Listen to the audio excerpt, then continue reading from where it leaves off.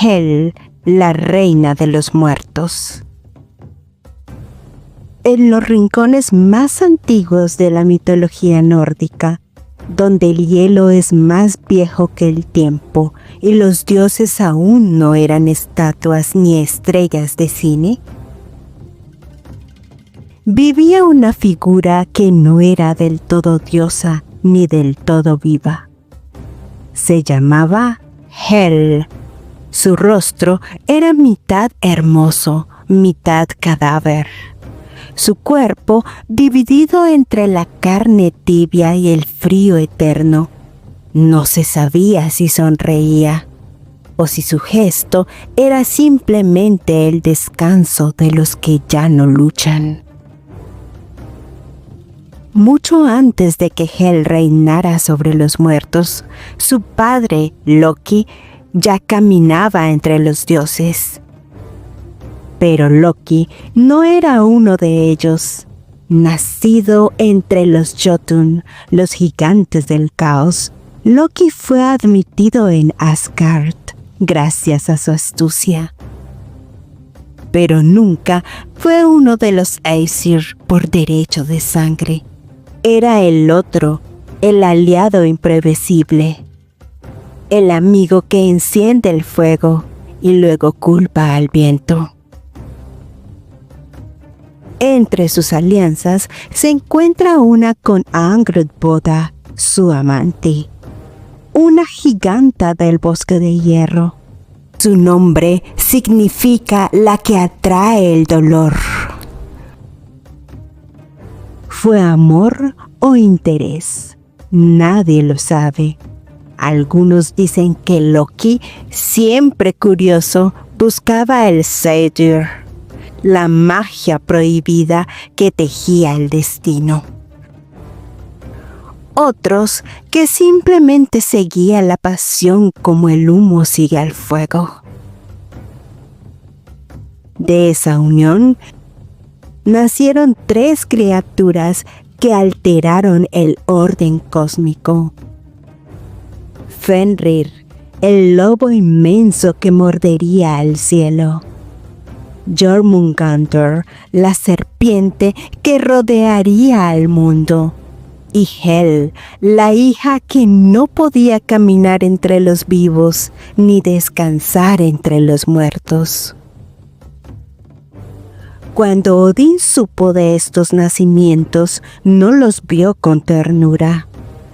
Los Aesir sabían que los hijos del caos no traen bendiciones, sino desequilibrio. Así que separó a los 3 hermanos. A Fenrir lo encadenaron con engaños. A Jormungandr lo arrojaron al mar. Y a Hel la enviaron a lo más profundo del universo.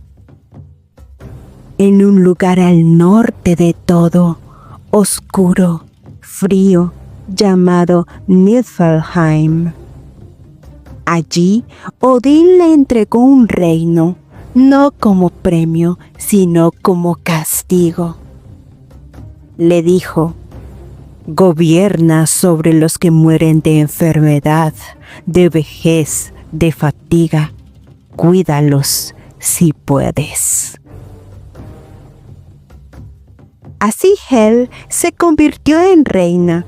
No construyó un palacio de oro, sino una sala donde los muertos se sentaban en bancos de piedra y donde la comida no tenía sabor y los muertos tampoco tenían hambre.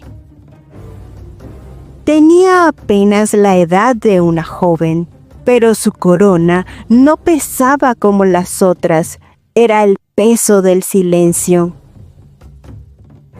Loki no reclamó a su hija, tal vez por vergüenza, tal vez porque ya tejía otros engaños entre los dioses. Su esposa oficial, Sigyn, permanecía en Asgard, ignorante o resignada del destino de los hijos ilegítimos.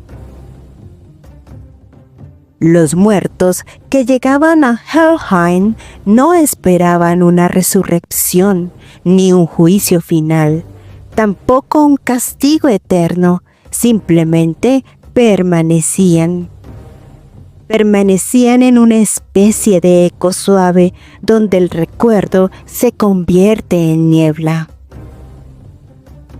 Años más tarde, cuando Balder, el hijo luminoso de Odín, murió, su madre Frigg lloró con toda la fuerza del mundo, mandó mensajeros, rogó a todas las criaturas que ayudaran, y fue Hermod quien cabalgó hasta Helheim. Allí encontró a Hel, y Hel, serena, escuchó. Pidió una condición imposible, que todos los seres del mundo lloraran por Balder. Solo así lo dejaría ir. Y cuando una sola criatura se negó a llorar, una anciana que en realidad era Loki, Hel selló las puertas. No fue por crueldad, fue por ley. En su reino, incluso el amor debe respetar los límites.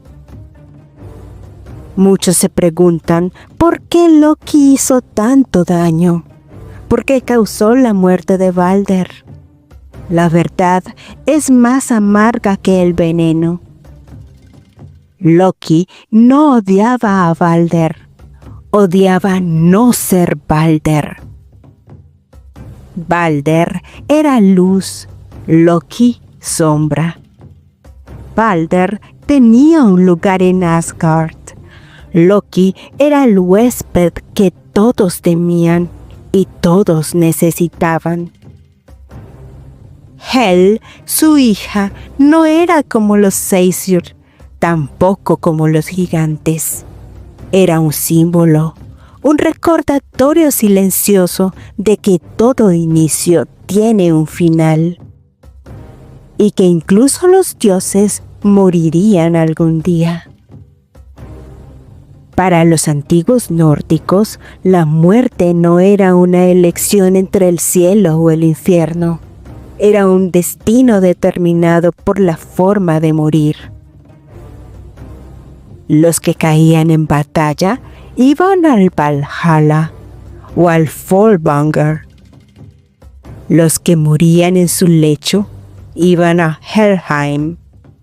Y Hel no era un castigo, sino el equilibrio necesario para sostener los mundos.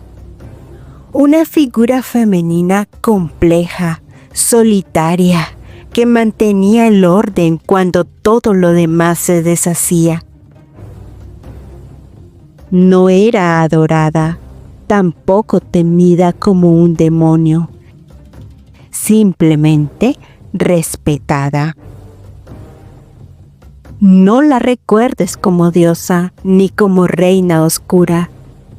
Recuérdala como lo hacían los hombres del norte, como la guardiana del límite, como la hija que no eligió su trono, pero lo sostuvo sin temblar. Si esta historia resonó con tu universo, recuerda que los mitos no son cuentos olvidados, sino mapas antiguos para explorar la existencia. Suscríbete y acompáñanos en este viaje entre fuego, hielo y memoria, porque aún hay muchas historias que merecen ser contadas con respeto y asombro.